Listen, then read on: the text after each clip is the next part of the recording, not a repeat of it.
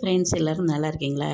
இன்றைக்கி நம்ம பார்க்க போகிறது என்னென்னாக்கா, நம்மளுடைய பெற்றோர்களை நிறைய பேர் மதிக்கிறதே கிடையாதுங்க. அதாவது சொன்னாலும் இந்த காலத்து பிள்ளைங்கள்லாம் ஒரு ஏஜுக்கு அப்புறம் அவங்க சொல்கிறத கேட்குறது இல்லை, காதில் வாங்குறதும் இல்லை. அவங்க என்ன நினைக்கிறாங்களோ அதை தான் செய்கிறாங்க. அதுக்கு தான் நான் ஒரு சின்ன உதாரணம் சொல்ல போகிறேன். ஒரு ரப்பர் எடுத்துக்கோங்களேன். அந்த ரப்பர் என்ன செய்யுது? நம்ம ஏதாச்சும் தவறாக எழுதிட்டோம்னா அழிக்குது. அப்போ பென்சில் எழுதுறத அந்த ரப்பர் அழித்து அதை அது தப்பாக எழுதிட்டோம், ஒரு இடத்துல கிறுக்கிட்டோம், ஒரு தவறுதல் நடந்துருச்சுன்னா அதை அழிக்கிறதுக்கு நம்ம ரப்பரை பயன்படுத்துகிறோம். அப்போ பென்சில் என்ன கேட்கும்? நான் எழுதுறது நீ பென்சிலும் கரைஞ்சிக்கிட்டே தான் இருக்குது, ரப்பரும் கரைஞ்சிக்கிட்டே, அது எழுதி எழுதி நல்ல விஷயங்கள் எழுதி எழுதி கரையுது. இது கெட்டதை அழித்து அது கரைஞ்சிட்ருக்கு. அப்போ கேட்கல என்ன நினைக்கிது, நம்மளுக்கு என்ன தோணுதுன்னா, நீ எண்ணெயை சுத்தப்படுத்திடுற. பென்சில் கேட்குது. பென்சில் என்ன சொல்லுதுனாக்க, நீ எண்ணெயை சுத்தப்படுத்துகிற. அதாவது ஒரு தவறு நடந்துருச்சுன்னா அதை சுத்தப்படுத்துறதுக்கு நீ அழிக்கிற, அதில் நீ கரைஞ்சிட்டே போகிற. எனக்கு அதுதான் ரொம்ப வருத்தமாக இருக்குன்னு சொல்லலை. அதுக்கு தான் அந்த ரப்பர் சொல்லுமா, அது என்னோடய கடமை, நான் எதற்காக படைக்கப்பட்டிருக்கேன், அழிக்கிறதுக்காக தான் படைக்கப்பட்டிருக்கேன் அப்படின்னு நீ வருத்தப்படாத, இதில் எனக்கு ஒரு முழுமையான மகிழ்ச்சி இருக்குது அப்படின்னு சொல்லுதான். எப்போது எந்த இடத்துல தவறுகள் அழிக்கப்பட்டு திருத்தப்படுகிறதோ அவங்க நிச்சயமாக அதற்கு முடிவு என்னன்னு கேட்டிங்கன்னா வெற்றி தான். ஏன்னா கரைவது என்பது அதுக்கு விதிக்கப்பட்ட விதி. நம்ம அதற்காக அந்த விதிக்கப்பட்ட விதி அதற்காக நம்ம கவலைப்பட வேண்டிய அவசியம் இல்லை.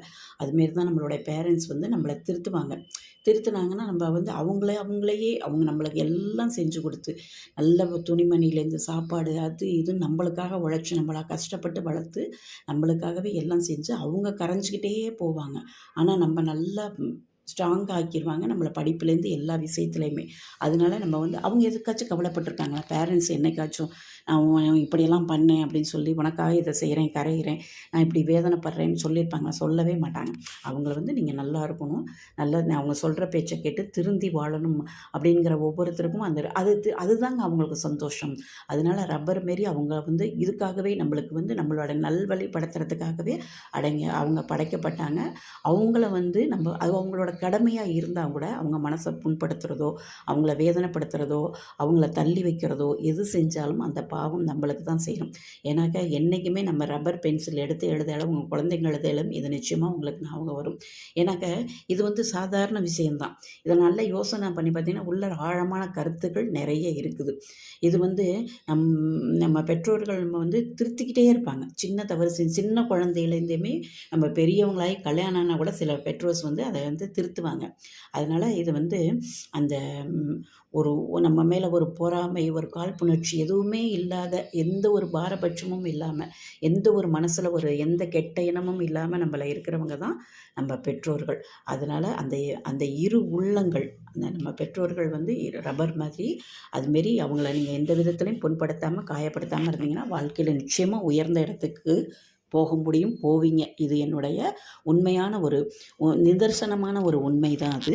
அதனால் நீங்கள் ரப்பர் பென்சிலை ஞாபகம் வச்சுட்டு அதுக்கு தகுந்த மாதிரி பேரண்ட்ஸோட பேச்சை கேட்டு யாராக இருந்தாலும் நடந்துக்கங்க. நிச்சயமாக உயர்ந்த இடத்திற்கு போவதற்கான வாய்ப்புகள் நிறைய இருக்குது. இந்த பதிவு பிடிச்சிருந்தால் லைக் பண்ணுங்கள், ஷேர் பண்ணுங்கள். இதை எல்லோருக்கும் நீங்களும் சொல்லலாம். மறக்காமல் எங்களுடைய சேனலை சப்ஸ்கிரைப் பண்ணுங்கள். எங்களுடைய பதிவை பார்த்த அனைவருக்கும் நன்றி. மீண்டும் ஒரு அருமையான பதிவுடன் சந்திக்கிறேன். நன்றி, வணக்கம்.